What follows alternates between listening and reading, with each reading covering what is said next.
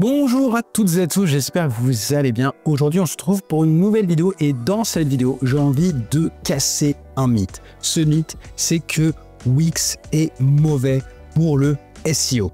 N'utilise pas Wix pour ton site internet. Si vous cherchez à attirer des clients sur votre site internet, évitez Wix ou Elementor. Je ne vous conseille surtout pas d'utiliser Wix. Un pro n'utiliserait jamais Wix. La semaine dernière, j'ai fait une conférence chez Rocket Links où justement j'ai démontré un cas d'usage d'un client qui était sur Wix avec son site e-commerce et avec lequel on a tout simplement eu des très bons résultats SEO. Donc dans cette vidéo, je vais vous présenter la stratégie et les résultats et on pourra se faire un avis ensemble à la fin. Donc si vous êtes prêts, on démarre tout de suite. Donc comme je vous le disais, la semaine dernière, j'ai fait une conférence chez Rocket Links en partenariat avec la FEPSEM qui était faire ranker un site e-commerce sur Wix au-delà du mythe. C'est vrai que, comme vous l'avez vu, Wix c'est clairement le CMS qui est le plus critiqué.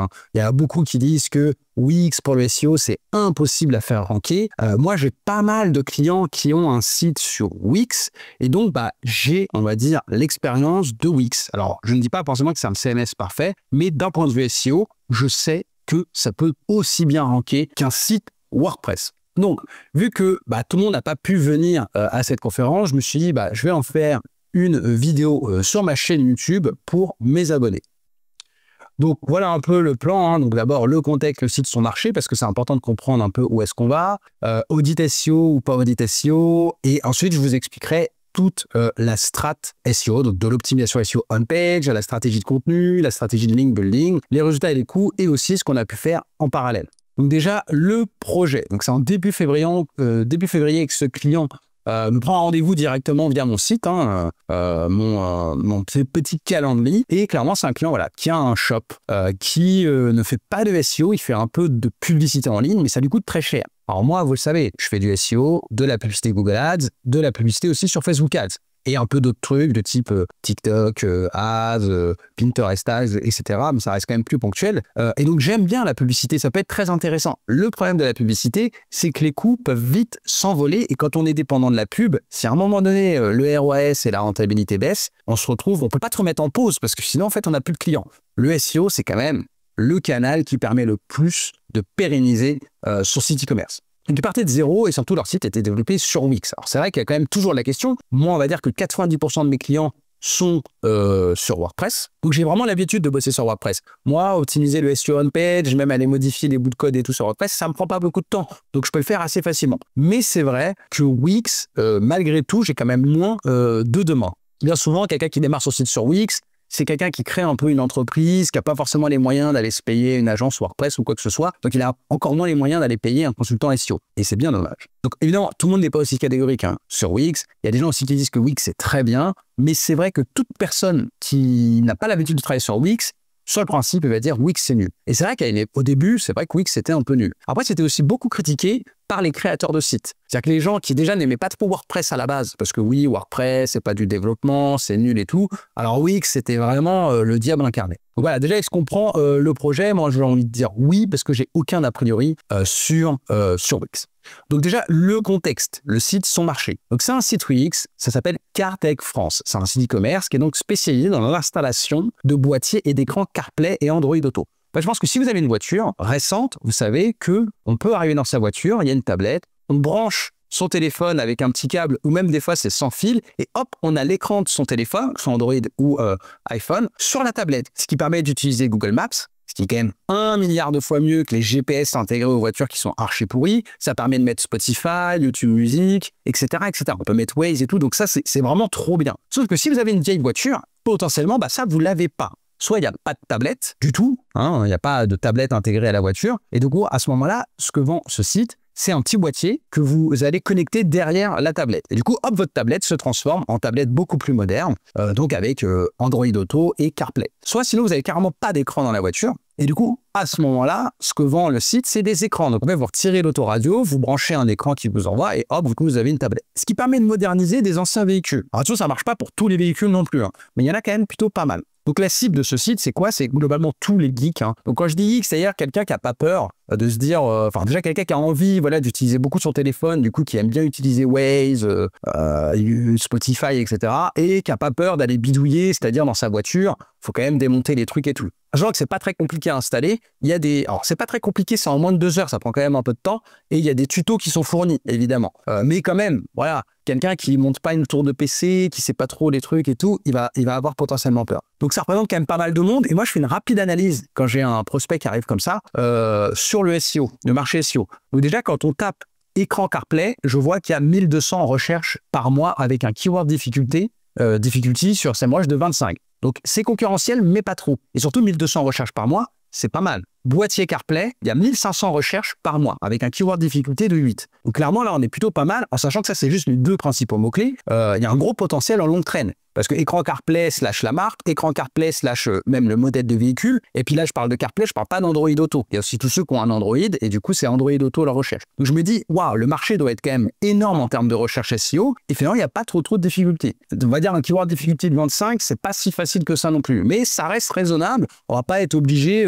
Parfois, il y a des SERP où clairement, je dis aux clients, si vous ne dépensez pas 10 000 € par mois en SEO, vous ne rattraperez jamais votre retard. Là, c'est pas le cas. Donc clairement, c'est une belle opportunité, une niche avec de la demande et une concurrence encore relativement raisonnable. Ici, je mets tout simplement les captures d'écran justement de SEMrush sur les volumes de recherche. Comme vous pouvez voir, hein, donc moi, je regarde les volumes de recherche, on va dire, internationaux, parce que les clients peuvent venir de France, mais ils peuvent aussi être belges, suisses, etc. Et ça fait quand même un peu de trafic et c'est plutôt pas mal. Donc, clairement, plutôt une belle opportunité. Donc, on va pouvoir lancer le projet tout simplement. On peut regarder un peu les concurrents. Donc, il y en a plusieurs des concurrents, hein, notamment ici, je les ai listés. On a CarPlay.fr, bon, lui il a quand même un super nom de domaine, GoAutoRadioGPS.fr, CarPlay-voiture.com, Darkint-Marseille.fr, qui était d'ailleurs un site pour lequel j'ai déjà un peu travaillé en netlinking. Et on a aussi toutes les marketplaces quand même, parce qu'évidemment tous ces produits-là, en fait, qu'est-ce que c'est? C'est des produits qui sont fabriqués évidemment en Chine comme toute l'électronique, et donc globalement, je ne vais pas dire que n'importe qui peut s'y lancer, ça reste quand même assez technique. Hein. Faut savoir que typiquement, CarTech, ils ont aussi un garage sur lequel, du coup dans le sud, dans lequel vous pouvez y aller pour faire installer directement votre tablette. Donc, il faut quand même être un peu technique, notamment pour les tutos. Hein, moi, par exemple, je ne vais pas me lancer là-dedans. Parce que si je commence à vendre les tablettes, mais que je ne suis pas capable d'expliquer aux clients comment l'installer, ça va flopper. Donc, il faut quand même s'y connaître un peu en voiture, être passionné de voiture, voire voilà, avoir une formation, on va dire, de garagisme. Bon, après, pour se lancer dans le business, pas pour installer ce type de produits. Et les marges sont quand même plutôt pas mal. Donc, évidemment qu'il y a de la concurrence et que c'est donc vendu sur les marketplaces. Et on sait que les marketplaces, elles sont quand même très fortes en SEO. Donc ici, j'ai mis un peu les captures d'écran SEMrush des concurrents, mais surtout, j'ai fait un tableau. Donc, on voit que nous, notre site, il est en bas. Et donc, voilà les différents scores. Donc, on voit le AS, c'est l'Authority Score. C'est le domaine authority, en fait, de SEMrush. On voit que nous, on est à 10 et que globalement, tous les concurrents sont au-dessus de nous. Mais ils n'ont pas non plus un authority score beaucoup plus haut. On voit CarPlay.fr, ils ont 13 et Darkint, ils ont 14. Mais surtout, ce qui va être intéressant, c'est de voir le nombre de RD, donc de routes domaines. Ça, c'est le nombre de domaines référents. On voit que quand même, les 2 premiers, ils ont 700, 900 domaines référents. Après, les autres, même qui sont bien plus bas, ils ont 70, 65 et nous, on n'était qu'à 18. Donc, clairement, on sait qu'au niveau de netlinking, rien n'a été fait et on a quand même pas mal de retard. Après, si on regarde le nombre de mots-clés sur lesquels on est positionné, nous, on est à 381 mots-clés, donc clairement assez faible, versus les 2 plus gros qui ont plus de backlinks, qui ont beaucoup plus de mots-clés. Donc, encore une fois, en 2025, on ne peut que dire que les backlinks ont un impact sur le SEO, c'est absolument évident. Les 2 qui sont un peu en dessous, ils ont quand même 700 et 900 mots-clés, et nous, on est à 381. Du coup, les trafics estimés de SEMrush, donc 8000, 4000, 2000, 600 et nous on est quand même à 1500, donc on part pas non plus de zéro en termes de trafic. Et enfin le nombre d'URL aussi dans l'index, c'est assez intéressant de voir le nombre d'URL indexés. Nous on a 104. Alors évidemment c'est un e-commerce, donc ça dépend du nombre de références, hein, de produits, de catégories, donc en fait de marques tout simplement. Et en fait les concurrents en ont beaucoup plus et ils ont potentiellement aussi des stratégies de contenu comme on peut le voir. Ils ont beaucoup plus d'URL dans l'index, donc en fait plus il y a d'URL dans l'index, plus c'est des potentiels mots-clés sur lesquels on se positionne et donc plus on a potentiellement de trafic. Donc clairement il y a du boulot, mais il y a du potentiel. Alors maintenant qu'on démarre le projet, audit SEO ou pas audit SEO. Ça arrive beaucoup de consultants SEO ou d'agences SEO démarrent par un gros audit, c'est-à-dire on va faire un crawl avec Screaming Frog. Moi personnellement j'utilise SERanking pour faire mes audits SEO. On va faire un gros document en ayant crawlé toutes les pages, en faisant des recommandations, etc. Ça coûte généralement entre 1000, 2000, 3000 euros. Bon, ça dépend un peu des consultants et jusqu'où ça va, mais c'est vraiment la question qu'on peut se poser. On a tendance à quasiment tout le temps le faire. C'est coûteux, c'est long et selon moi, quand on part de zéro, je me demande quand même si c'est toujours indispensable. C'est un petit site. Et donc, personnellement, je préfère utiliser mon offre d'audit SEO vidéo plus une recherche de mots-clés. C'est-à-dire que c'est une offre que je propose, ça, l'audit SEO vidéo. En fait, je le mets en partage d'écran, j'analyse le site. Et donc, en fait, c'est une analyse qui peut durer à peu près 30 minutes et je regarde justement tout l'aspect SEO du site. Donc, évidemment que je ne vais pas dans le détail comme un audit à 1000, 2000 euros et que si vous avez un gros site avec beaucoup de pages, avec beaucoup de modules différents, etc., des trucs un peu personnalisés, on peut passer à côté de potentiellement problèmes techniques. Maintenant, là, c'était un petit site Wix avec pas des tonnes de fonctionnalités, ça restait des fonctionnalités e-commerce, on va dire classiques de n'importe quel CMS. Et donc, globalement, je fais mon analyse vidéo, je vois que côté technique, c'est OK. Ils ont déjà des Core Web Vitals, donc c'est-à-dire qu'ils ont déjà du trafic. Google a déjà un avis sur la vitesse du site. Les Core Web Vitals sont OK. Toutes les pages du site sont indexées, donc toutes les fiches produits, toutes les catégories, etc. Donc, ça démontre que le site est déjà assez sain d'un point de vue technique. Donc, pour moi, c'est OK.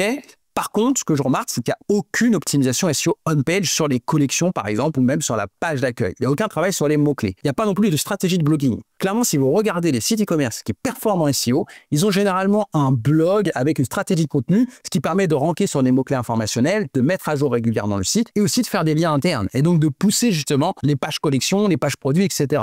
Donc finalement, ce que je recommande, et cet audit aura suffi, c'est de faire les basiques, d'optimiser le SEO on-page, de la home et des catégories. Pour les produits, on verra plus tard.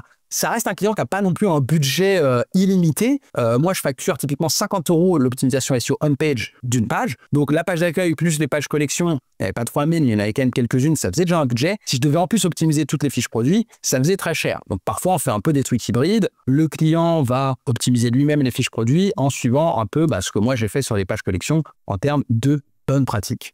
Ok, donc on va déjà commencer par l'optimisation SEO on-page. Clairement, le site, il y a différentes collections. En fait, une collection, on a deux collections mères. C'est soit les boîtiers, soit les écrans CarPlay. Et ensuite, à l'intérieur, on a des sous-collections où en fait, c'est les marques. Donc après, il y a BMW, Renault, Peugeot, etc. Donc toutes les marques sur lesquelles ils ont des produits. Et après, à l'intérieur, à chaque fois, on a une ou plusieurs tablettes parce que ça dépend du modèle de véhicule. C'est-à-dire qu'on a une tablette qui va être compatible avec plusieurs modèle de BMW, une tablette qui va être compatible avec d'autres modèles de BMW, etc. Donc après, on a les différents produits. Donc il faut qu'on optimise le SEO on-page de la page d'accueil et aussi des pages collection. Parce que ça, c'est vraiment ce qui est le plus important. Les gens, ce qu'ils tapent, c'est écran CarPlay BMW. Et éventuellement, sur la longue traîne, ils vont taper écran CarPlay BMW, modèle, je sais pas quoi. Pas un expert non plus en voiture. Donc déjà, ce qu'on va faire, c'est qu'on va forcément s'aider de ChatGPT. Je vous montrerai un peu la discussion après plus en détail sur ce qu'on peut faire.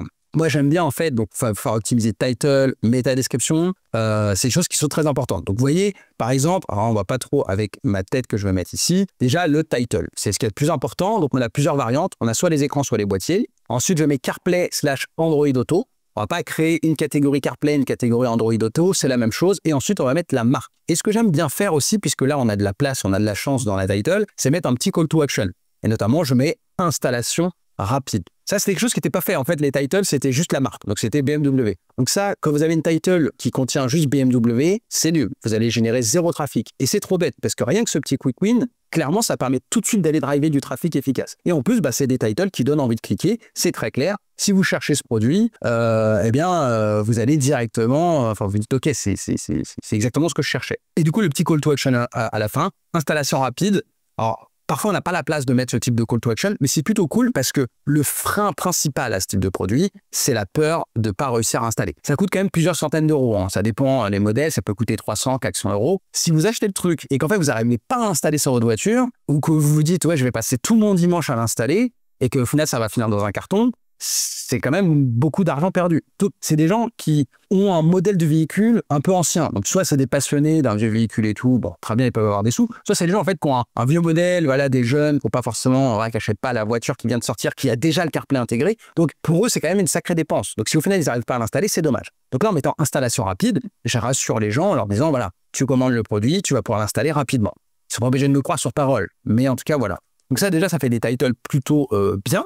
Métadescription aussi. Alors, les métadescriptions. Alors, il y a plusieurs écoles. Aujourd'hui, on dit de plus en plus que les métadescriptions ont moins d'intérêt parce que Google les réécrit beaucoup. Alors, il n'y a pas d'intérêt à mettre le mot-clé dans la métadescription. Mais disons que si Google la prend en compte, la métadescription qu'on indique, moi, je trouve qu'en e-commerce, il faut arrêter de faire du blabla. Il y en a beaucoup. C'est une corvée de faire les métadescriptions. Donc du coup, ils font voilà, découvrez nos différents produits, notre collection, l'écran CarPlay, modernisez votre voiture.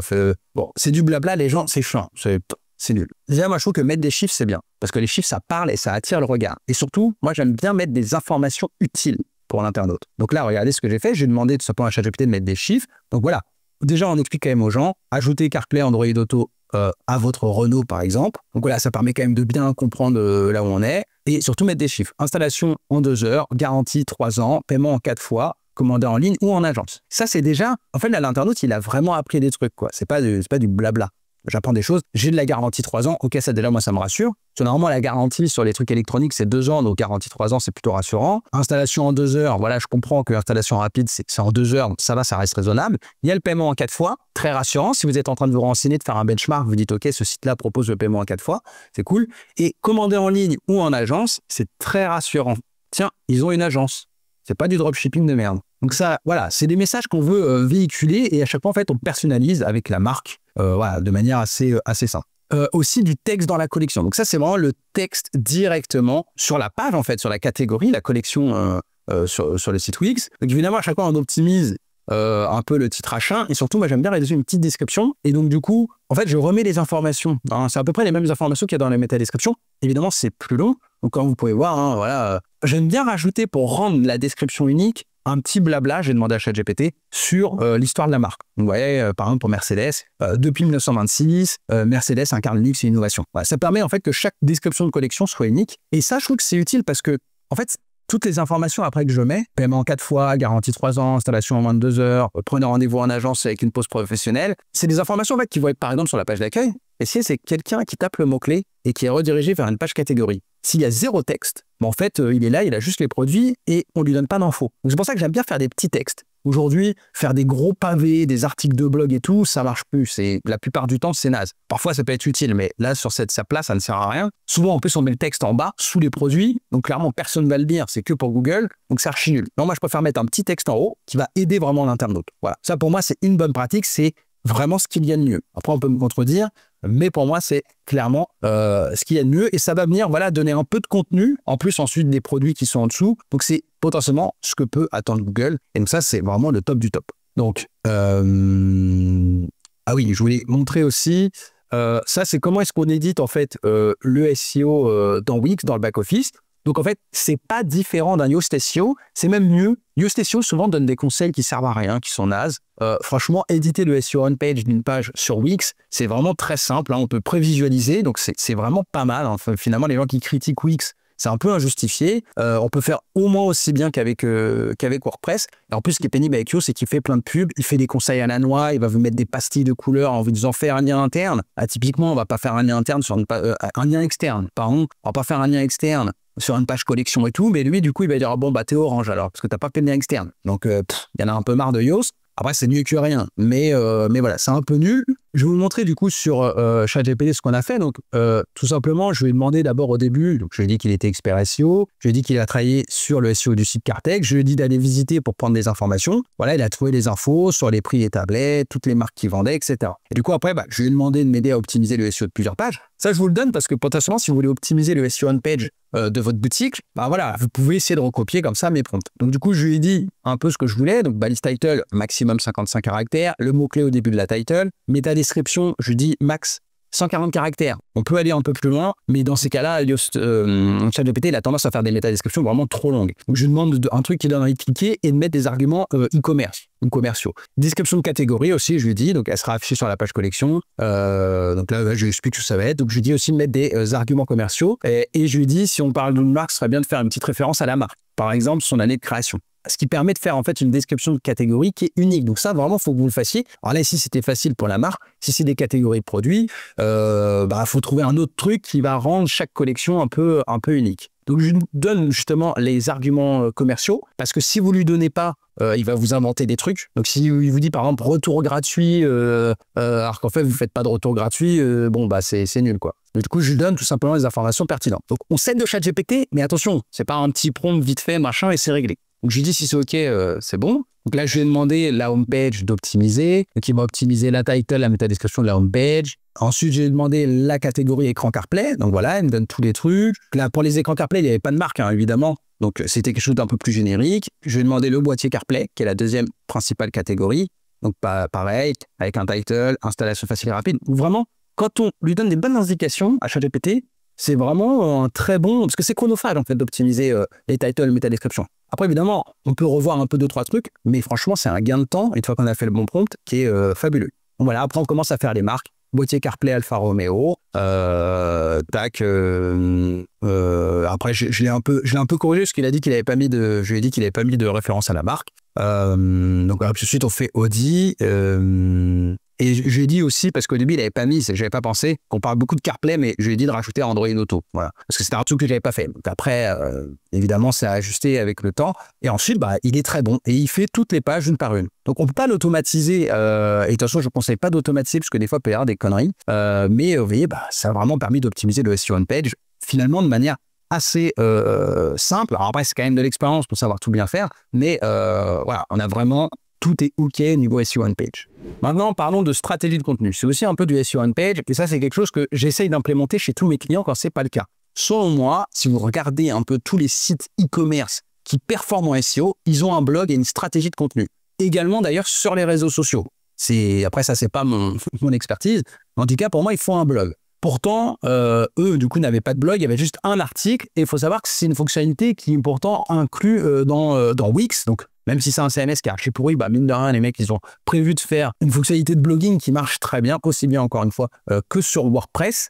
Et donc, je leur propose voilà, de faire chaque mois 4 articles de blog, donc le classique 1 par semaine, ce qui est plutôt pas mal, notamment pour démarrer. Ça va permettre plusieurs choses. Déjà, ça dynamise le site. On peut mettre un encart sur la page d'accueil avec les derniers articles. Ça va permettre de mettre à jour, comme ça, le site régulièrement. Ça donne une dynamique, même pour les prospects. Moi, je suis un prospect, j'arrive sur un site, je regarde, je vois qu'ils ont un blog qui publie des contenus utiles. Tout de suite, je me dis, OK, c'est pas juste un mec qui fait du dropshipping tout pourri. Alors, après, on va regarder les articles, il faut que ce soit de la qualité. Hein. Si c'est du ChatGPT archi pourri, clairement, je me dis, OK, là, c'est du dropshipping de merde, il y a un mec derrière, c'est de l'arnaque. Ça peut être faux, hein, mais c'est l'aspect que ça va me donner. Donc ça peut rassurer les gens. Ça permet de dynamiser le site, de publier toujours des nouvelles pages utiles. Et ça, Google aime bien, même si vous avez un site e-commerce avec, du coup, beaucoup de pages, on va dire, avec une intention transactionnelle, commerciale, avec des fiches produits, des catégories, c'est bien aussi de faire des contenus utiles. En tout cas, tous les sites e-commerce qui performent en SEO, en tout cas la plupart, on va pas faire des généralités, ont ce type de stratégie. Donc pour moi, c'est absolument indispensable. Et surtout, ça va nous permettre de faire des liens internes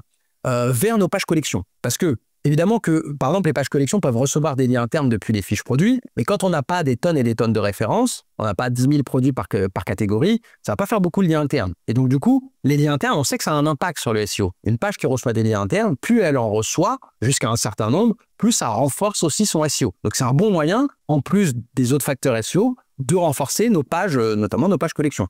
Donc, il faut faire un blog. C'est, pour moi, indispensable. Donc voilà, je leur propose de faire un blog. Donc dans un premier temps, ce qu'on va surtout essayer de renforcer, c'est notamment les 2 catégories principales, boîtier CarPlay, écran CarPlay. On fera aussi de temps en temps des liens internes vers des sous-collections, on va dire, écran CarPlay, BMW, voilà, quand c'est pertinent. Hein, parfois, dans les articles, si on cite des marques, on va faire des liens internes vers les différentes catégories, mais c'est vraiment ça qui est important.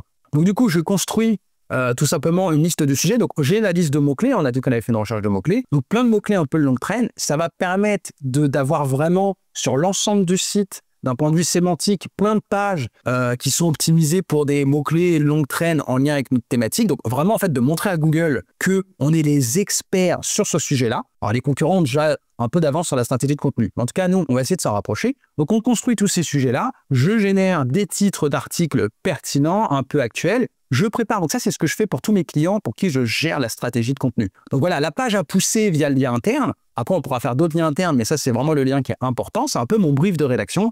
Et l'encre du lien interne aussi. Donc là, vraiment sur les liens internes, il faut bourriner de l'encre exacte.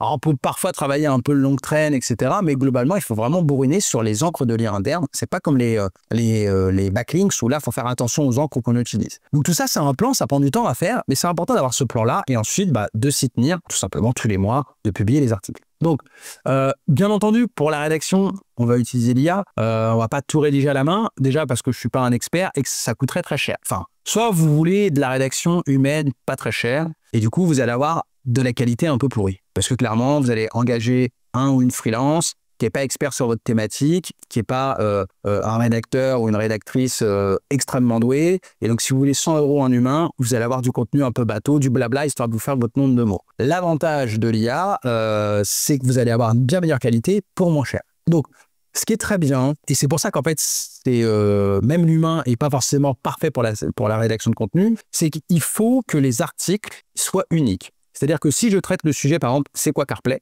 Sur le principe, un rédacteur, et l'IA d'ailleurs toute seule, en fait, elle va expliquer, CarPlay, c'est ça, machin milieu. Et ça, un contenu, en fait, un peu à la Wikipédia, qui n'a pas de saveur, voilà, c'est juste factuel. Et ça, en fait, c'est ce que les gens ne veulent plus. Honnêtement, c'est chiant de lire ce type d'article. Donc, c'est bien d'avoir, justement, en fait, le regard et le point de vue d'une personne. Donc, moi, dans ces cas-là, quand je gère la stratégie de contenu d'un client, j'aime bien lui dire, OK, c'est toi qui vas prendre la parole. Donc, souvent, le dirigeant. Ou alors, s'il y a quelqu'un, un directeur marketing et tout, on peut prendre cette personne-là. Du coup, je lui pose des questions, je lui envoie un questionnaire de personnalité, entre guillemets. Le but, c'est pas de raconter toute sa vie, mais d'avoir un peu, voilà, d'informations sur la personne. Et donc, tout ça, en fait, je crée un GPT pour le client et je mets toutes ces informations-là. J'y mets aussi des informations sur la marque.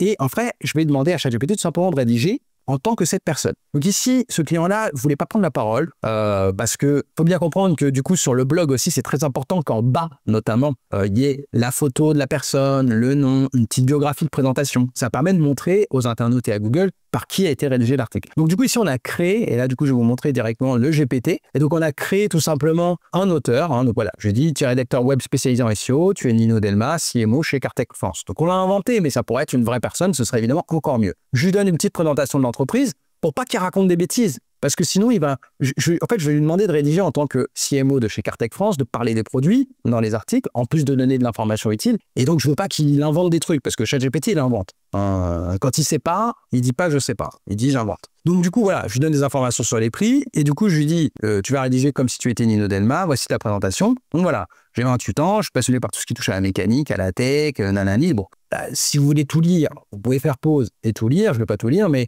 du coup, je lui crée vraiment une identité. Et surtout, après, je lui donne aussi mes instructions pour la rédaction. Donc ça, c'est des choses très importantes. Si vous n'avez pas tout ça et que vous dites juste à ChatGPT, OK, rédige un article intéressant sur tel sujet, je pense qu'il y en a encore. Honnêtement, je pense que 90% des gens font ça. Et je pense qu'il y a encore peut-être 60-70% des gens qui font du SEO qui font ça, qui font les choses mal, du coup. Ça, c'est très important. Et malgré ça, d'ailleurs, c'est pas toujours parfait. Parfois, je fais rédiger des articles, on est quand même obligé de relire et de retoucher les articles malgré tout. Je donnerai toujours le sujet de l'article, le mot-clé, l'URL à cibler et son encre. Donc, ça commencera par une introduction. Tac, tac, tac, les titrages 2. Tu vas rédiger comme si tu n'étais pas une IA. Bon, après, ça, c'est mes trucs à moi. Encore une fois, vous pouvez faire pause. Je lui dis que Nino, il écrit toujours avec un ton enjoué. Et je lui dis, voilà, si je te donne une pièce jointe, un fichier avec des termes importants, c'est pour l'optimisation sémantique. Ajoute donc le plus de mots possible dans l'article. Et ça, du coup, c'est justement pour la partie optimisation sémantique. Donc ensuite, évidemment, une fois que vous avez votre GPT, vous pouvez lui parler. Et donc, moi, je lui parle. Donc là, c'est la photo, d'ailleurs, que j'ai créée, qui est plutôt pas mal, plutôt stylé, Nino. Et du coup, après, voilà, je lui demande de rédiger l'article. Je lui donne, et du coup, là, j'utilise Your Text Guru pour l'optimisation sémantique. Si vous ne faites pas d'optimisation sémantique, vos articles, ils vont pas très bien ranker. Donc, Your Text Guru, c'est l'outil de référence. C'est l'outil notamment, c'est pas que de Sylvain, mais de Sylvain Perronnet, qui est évidemment très fort, voilà, tout simplement. Et donc, du coup, vous lui donnez un mot-clé, ça va analyser la SERP, ça regarde le nombre de termes qui sont le plus répétés, combien de fois, etc. pour voir un peu ce que peut attendre, en fait, tout simplement Google au niveau sémantique. Et donc, ensuite, voilà, vous donnez la liste, tout simplement, des mots à ChatGPT pour qu'il les inclue. C'est encore une fois, ça, honnêtement, c'était un truc où faire à la main, ça prenait beaucoup de temps, c'était très pénible, mais en plus, on était un peu obligé d'inclure les mots de manière un peu, des fois, pas très naturelle. ChatGPT le fait très, très, très bien. Donc après, vous mettez tout simplement votre contenu ici. Ça fait évoluer le score. Voilà, il demande, voilà, ici, il suggérait d'obtenir un score entre 50 et 56. On est à 54, on est très bon. Attention, danger SEO, c'est-à-dire un danger un peu de suroptimisation, on est à 4, il fallait être entre 0 et 9. Tout ça, c'est par rapport à la SERP. Donc, c'est mot-clé par mot-clé. Donc, tout ça, voilà, c'est des choses que je propose à mes clients, d'ailleurs, si ça vous intéresse. Et ça permet vraiment d'avoir des contenus de très, très bonne qualité et donc de faire des liens internes. Et donc, voilà, on fait tout simplement un article par semaine. Donc là, vous voyez toute la stratégie SEO, de contenu qu'on a déployé. Maintenant, bien sûr, on va parler de la stratégie de link building. Les backlinks, c'est vraiment le nerf de la guerre. Comme on l'a vu au début, on part de quasiment zéro. Alors, on avait quasiment zéro backlinks. Donc là, ici, c'est des captures d'écran de SEMrush, je crois. Donc là, en fait, on voit, on a commencé en février. Donc, février, il y avait zéro backlink, clairement. Et c'est à partir de mars où on a commencé à déployer la stratégie qu'on a commencé à obtenir des domaines référents. Donc, niveau budget, et là, franchement, au niveau SEO, moi, je fais toujours des recommandations par rapport aux concurrents. Mais au final, le SEO, c'est un peu comme de la pub. Plus on a de budget, plus on pourra faire de choses. Du coup, plus on aura de résultats. Mais on peut toujours s'adapter. Après, il y a quand même un minimum. Quand parfois, je vois, j'ai des clients où on est sur des SERP où les concurrents, ça fait 10 ans qu'ils investissent, je sais pas moi, 50 000 € par an de netlinking. S'ils me disent oui, bah moi, je vais mettre 200 € de lien par mois, je leur dis ça sert à rien. On les rattrapera jamais. Donc, si on passe de 68e à 44e, c'est cool, mais ça sert à rien. Donc, autant rien faire et on fait autre chose. Mais là, du coup, voilà, on pouvait au niveau budget faire 6 liens par mois, en sachant qu'on commence forcément par des petits liens. Donc, moi, je prépare toujours une stratégie de netlinking. J'essaye toujours de prévoir 6 mois, 1 an en avance. Tout dépend du budget qu'on a. Quand on a un budget pour 6 liens par mois ou plus, c'est un peu le minimum. Je prévois 12 mois, sinon je prévois 6 mois. Donc, qu'est-ce que c'est une stratégie de netlinking? C'est tout simplement prévoir quel lien est-ce qu'on va faire. Vers quelle page est-ce qu'on va créer des liens? Quelle encre? Quel mot-clé SEO?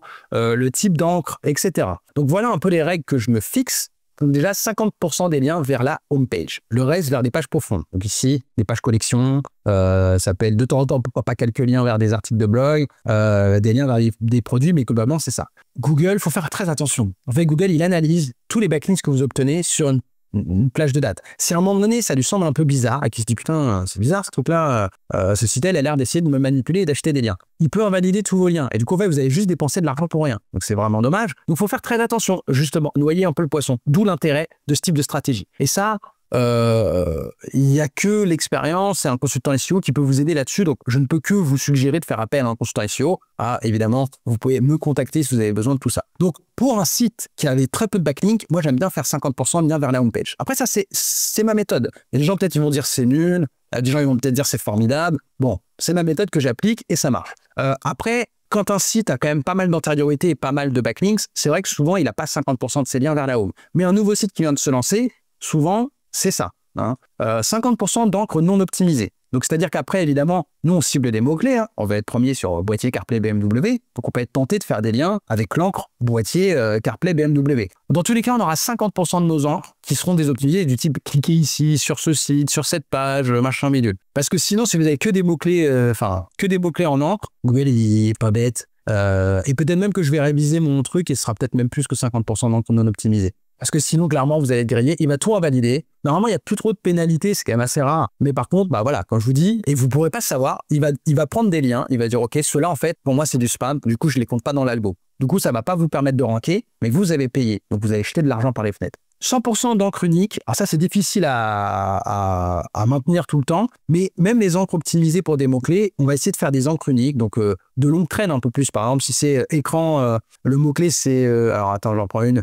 Voilà, écran CarPlay Android Auto, c'est le mot-clé. L'encre, là, il y en a une, c'est écran multimédia CarPlay Android Auto. Après, il y en a une, optimisée. Boîtier CarPlay Android Auto, c'est boîtier compatible CarPlay Android Auto. Vous voyez, des petites variantes. Et ça, c'est très important. C'est indispensable. Donc, il faut essayer vraiment que ce soit toujours unique. Il faut évidemment beaucoup d'encre de marque, donc qui contiennent le nom Cartech, Cartech France. Donc, pareil, ça, on essaye de varier.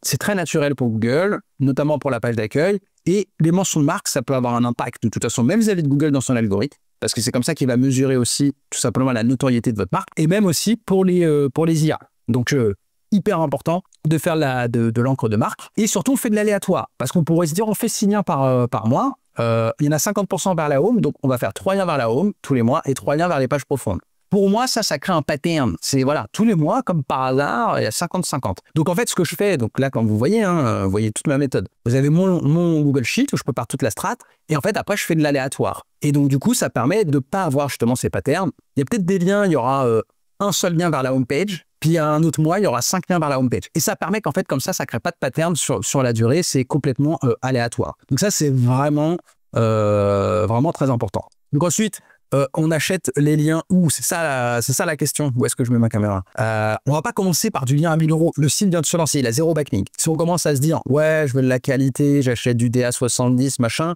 ça n'a aucun sens. Donc, soit vous allez dépenser 1 000 € le lien pour du DA fort et vous dépensez de l'argent pour rien, il va falloir la quantité de liens, c'est obligatoire au début. Soit vous achetez des DA 90 sur Fiverr, tout ça, et ça va être un peu nul. Et puis en plus, de toute façon, d'avoir que des DA 90, Google, il va forcément se dire, ok, c'est naze et tout. Donc, c'est souvent, de toute façon, pas des vrais DA 90.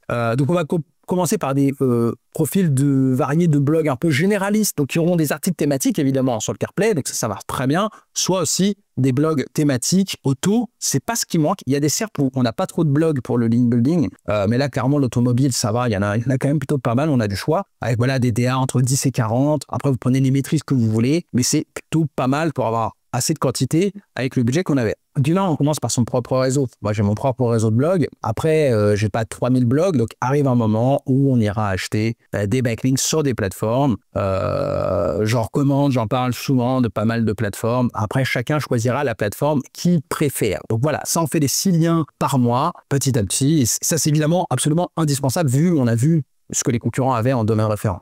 Ok, maintenant on va parler des résultats et des coûts. Donc comme je vous le disais, on a démarré le travail SEO en février 2025. On a notamment commencé par l'audit, etc. Donc moi j'aime bien regarder évidemment la Search Console. Alors ça évidemment, faut gérer le site pour avoir accès aux données de la Search Console, mais ça donne vraiment une bonne vision globale du SEO sur Google.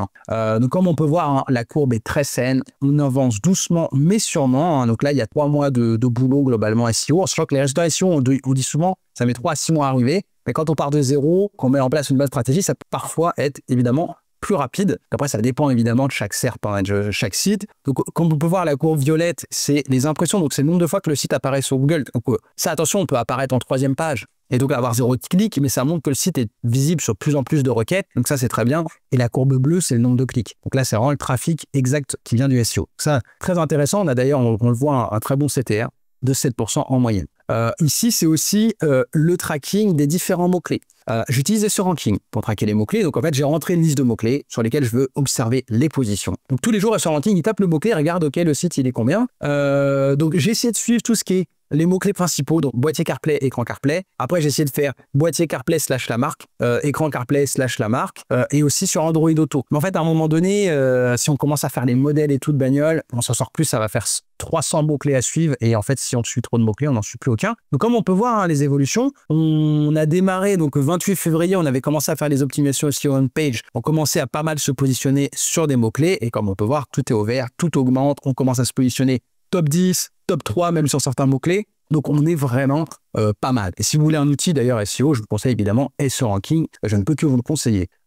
Ici, c'est l'évolution. Alors, l'évolution aussi du chiffre d'affaires, parce que je ne peux pas donner des chiffres, évidemment, vous vous en doutez, publiquement sur un shop. Donc là, je vous parle juste en pourcentage, mais en CA mensuel qui vient du SEO, on a fait une augmentation de 180%. Donc en clair, ça veut dire que si on partait de 100 € par mois, on est passé tout simplement à 280 € de CA par mois. Donc c'est pas ça le chiffre, évidemment, vous en doutez, mais pour vous donner une idée, clairement, j'ai envie de dire qu'on est plutôt pas mal. Et en termes de coûts, pour faire une idée, parce que peut-être que là, vous vous dites, tiens, moi j'ai un site, j'aimerais bien que Guillaume il m'accompagne. Donc je vais vous donner un peu détail des chiffres de ce que ça a coûté. Donc l'audit SEO vidéo, je le facture 190 €. Donc vraiment, c'est pas cher. L'optimisation SEO on page, plus la recherche de mots-clés, tout ça, là, ça dépend de chaque site, ça va dépendre évidemment, mais 1500 €. Et le SEO mensuel, pour le moment, on est sur un budget mensuel de 1000 € par mois. Donc c'est pas non plus énorme. Alors après, attention, si on avait plus de budget, on aurait aussi beaucoup plus de résultats. Et si on avait un plus petit budget, on aurait évidemment beaucoup moins de résultats. Donc là, en quelques mois, on est sur un budget d'environ 6 000 €. Et bon, je vais pas donner les chiffres, mais on est complètement rentable en termes de chiffre d'affaires. Donc vraiment très très cool. En parallèle de tout ça, quand même, je préfère le mentionner, on fait aussi de la publicité sur Facebook. Donc je gère leur campagne publicitaire sur Meta, donc Facebook, Instagram. Alors, ça n'a pas forcément d'impact directement sur les SEO, mais ça permet quand même de générer du trafic, de l'expérience utilisateur, et ça peut envoyer des signaux quand même à Google. Donc attention, si le site était archi pourri, tout ça, les gens cliqueraient sur les pubs et partiraient directement du site, ça pourrait plutôt avoir un impact négatif. Là, ici, le site est bien, les gens sont contents des produits, tout ça, donc évidemment que c'est assez efficace. Et donc voilà, on fait de la pub, on a d'ailleurs des très bons ROAS, et là, encore une fois, je passe un message. Si vous voulez qu'en plus de gérer votre SEO, je gère vos publicités sur Meta, vos publicités sur Google Ads, il ne faut pas hésiter. Ça peut aussi très bien se passer et ça crée des synergies et un cercle clairement vertueux. Voilà, on obtient pas mal de trafic, on met un petit budget sur Meta Ils en faisaient déjà, mais du coup, on a repris. J'ai pas mal conseillé pour tout ce qui est visuel. On a créé des images. Ils ont fait aussi de la vidéo, etc. Ça marche plutôt bien. On a des très, très bons retours sur investissement publicitaire. Et donc, peut-être que ça peut aussi avoir un impact sur les SEO. Donc, par transparence, je préférais quand même me dire, après, l'impact est évidemment minime, mais c'est quand même toujours intéressant pour un cas d'usage de tout vous montrer. Bon alors, Wix pour le SEO, c'est nul ou pas? Là, je pense que j'ai prouvé par A plus B que clairement, avec Wix, on peut avoir des très bons résultats en SEO. Maintenant, certains ou certaines pourraient dire « Oui, mais Guillaume, il a eu de la chance, c'est l'arbre qui cache la forêt, c'est finalement de la chance, c'était une certes pas très concurrentielle. » Et justement, dans la préparation de ma conférence, Tanguy Richard de l'agence Promouvoir, qui fait de la création de sites, notamment sur Wix et du SEO, m'a contacté. Il ne pouvait pas venir, mais du coup, il voulait me donner des exemples. Et d'ailleurs, il fait des super sites sur Wix que vous pouvez aller voir, parce que je le trouve vraiment super. Et si vous cherchez quelqu'un pour vous créer un site Wix, bah vraiment, je vous le conseille. Et lui, bah, typiquement, apparemment, hein, il se spécialise pas mal dans tout ce qui est artisan. Donc, il m'a donné 3 exemples de sites qu'il voulait bien que je montre pendant la conférence. Toiture.paris, les toitures Provence.fr, arthurserrerie.com. Donc des thématiques méga concurrentielles. Enfin là, au niveau SEO, il n'y a pas plus concurrentiel que ça. Et donc on va aller voir tout simplement les résultats. Donc d'ailleurs, je vais juste vous montrer un site parce que si vous cherchez quelqu'un pour vous créer un site sur Wix, clairement, vous voyez, les sites sont hyper propres pour un artisan. Il y a du call to action, des avis. Enfin, pour moi, c'est parfait. Et les sites sont vraiment cool. Bon, en plus, il gère le SEO, donc c'est vraiment super. Bon, on voit bien que c'est un site qui est géré par un SEO quand on regarde tout ce qu'il y a dans le footer. Mais clairement, ça marche très bien. Et alors, je peux pas faire clic droit parce que c'est protégé pour pas être reproduit. Je peux pas montrer la version mobile du coup, mais c'est bel et bien un site Wix. Et donc, si on regarde les résultats, voilà. Toiture.paris, on regarde rapidement avec SEO Ranking, on va pas faire des trucs de ouf. Mais voilà, couvreur, il est 6e, toiture 4e, couvreur Paris 3e, artisan toiture 3e. Enfin, vous voyez, c'est quand même des trucs, vraiment, ça marche bien. Et pourtant, c'est quand même concurrentiel, surtout Paris. Et c'est du site Wix. Bon, là, ça met un peu de temps à charger, donc bon, ça me gonfle. On va passer à l'autre site, les toitures de Provence.fr. Pareil, couvreur Aubagne, 2e. Donc là, je pense que le couvreur, il est content. Hein. Si on lui dit, ouais, Wix, c'est tout, c'est nul, nanani, nanana. WordPress, c'est mieux. Bon, bah, WordPress, c'est très bien, mais là, avec Wix, il a des très, très bons résultats. Couvreur Zinger, Marseille, 2e. Voilà, super. Serrerie, la serrerie, c'est méga concurrentiel. Serrurier, alors, je vais pas prononcer les noms des villes de l'Est parce que je vais essayer serrurier Bischheim, je pense que c'est ça. Erstein, bon, j'ai essayé, je pense que je me suis pas trop mal débrouillé. Mais voilà, des très bonnes positions, 1er, 2e, 1er sur Google Maps. Enfin, voilà, clairement là, on peut dire ce qu'on veut. Et tous les sites, alors on reconnaît ces sites parce qu'il y a toujours un peu les mêmes trucs, mais c'est quand même un peu différent. C'est des sites méga pro, donc c'est vrai qu'en plus, si vous cherchez quelqu'un pour vous créer un site sur Wix, ça permet vraiment de créer des sites facilement, mais franchement, ils ne sont pas forcément aussi bien que les siens. Hein. Donc, clairement, c'est pour ça que je le conseille.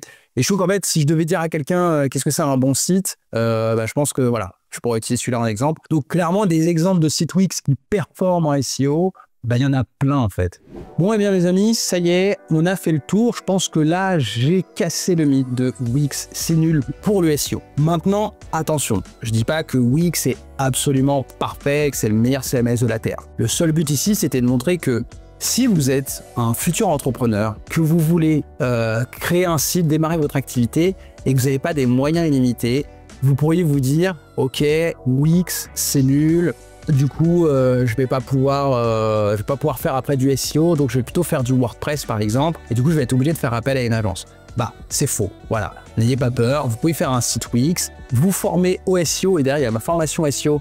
Donc, si vous voulez apprendre le SEO et le gérer vous-même, bah, il y a un lien dans la description, donc vous pouvez très bien le faire, et vous pourrez très bien optimiser le SEO de votre site Wix, ou faire appel à un freelance comme moi pour optimiser le SEO de votre site WordPress, et on aura des très bons résultats si on met une bonne stratégie en place. C'était simplement ça le propos. Maintenant, pensons aussi long terme.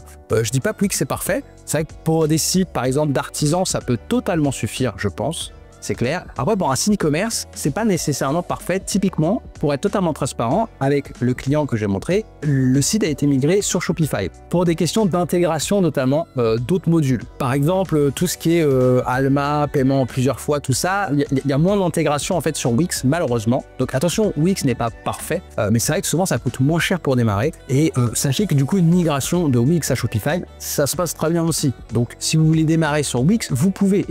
Le problème de toutes celles et ceux qui vont dire WordPress c'est beaucoup mieux, à une époque on disait oui, WordPress, ça permet de créer un site facilement, tout ça. En vérité, créer un site WordPress, pour quelqu'un qui fait pas du web, c'est très compliqué. En fait, au début, WordPress, quand c'est arrivé, ça permettait à des geeks qui font du web, qui sont pas développeurs, donc qui savent pas taper des lignes de code, de créer des sites, parce qu'on achète un thème sur ThemeForest, on l'installe, on le personnalise en drag and drop et tout, machin, on y arrive. Mais la personne, l'artisan, le serrurier, l'esthéticienne et tout qui veut démarrer son activité, elle peut pas aller choisir un hébergement, déjà c'est la galère, installer WordPress même en un clic, trouver les codes, installer un thème, le personnaliser, c'est galère. Et surtout, clairement, la maintenance d'un site WordPress, aujourd'hui c'est absolument indispensable. Au début, on pouvait un peu s'en passer, mais voilà, si on se fait hacker, tout ça, là j'ai encore l'exemple de clients qui avaient une version de WordPress qui n'était pas du tout à jour, c'était carrément la galère, c'était un risque de se faire hacker à n'importe quel moment, enfin, c'est hyper galère. Donc en fait, si vous avez les moyens, moi je dis aux gens, si vous voulez démarrer sur WordPress, c'est bien, mais il faut s'en donner les moyens, il faut faire appel à un vrai freelance, un consultant ou une agence professionnelle qui va vous faire un site personnalisé très bien et vous faire surtout la maintenance derrière, ou vous former et faire la maintenance. Par contre, si vous n'avez pas trop finalement les moyens de faire les choses bien sur WordPress, commencer sur un autre CMS qui sera plus simple. Et c'est vrai que Wix, pour ça, c'est vrai que c'est quand même assez formidable.